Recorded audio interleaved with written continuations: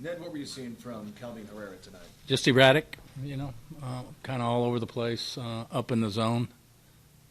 In that 11th, when Borges steals second, do you think about walking Carpenter? A little bit. You look at the matchup numbers, and Herrera is traditionally pretty good against left-handers, too, with his changeup. He just got one up in the zone. And how about a thought on tonight's starters, Wainwright and Vargas? Well, Wainwright was phenomenal.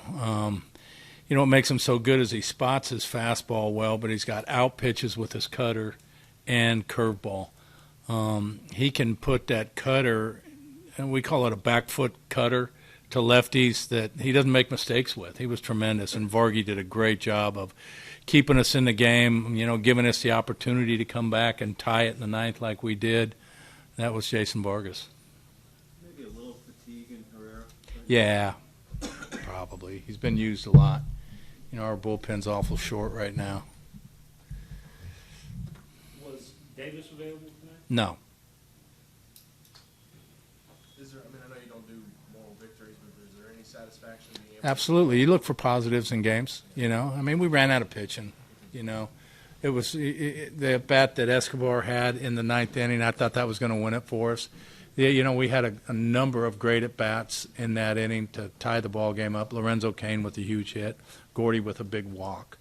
The positives that when Wainwright had handled us so efficiently all night long, to be able to get him out of the game in the ninth and then, score 2 runs to extend the game was really positive and encouraging. We figured that hopefully we could, score somewhere. We knew we had Hawley and Kelvin. We hoped somewhere we could score in those 2 innings, so we didn't have to go any farther than that. But it just didn't work out. Kelvin just didn't have it. And I'm guessing it's not a consideration to send Greg out there for a second inning. No, it's not a consideration. The play by Alex at second, too, was kind of the player he is, like breaking up that double play. Mm-hmm. Yeah.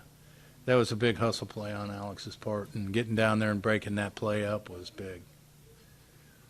When Dyson and you were talking to the umpire there in the 8th inning. Yeah, Dice thought he fouled the ball off. But I don't know if he fouled it off or not, but the ball was in the dirt.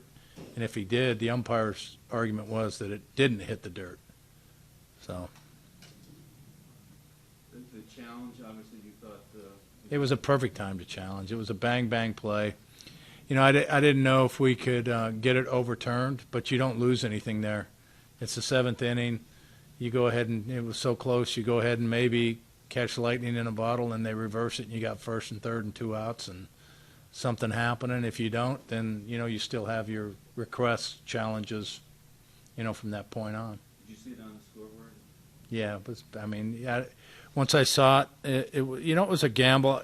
You don't know what's going to happen in those situations.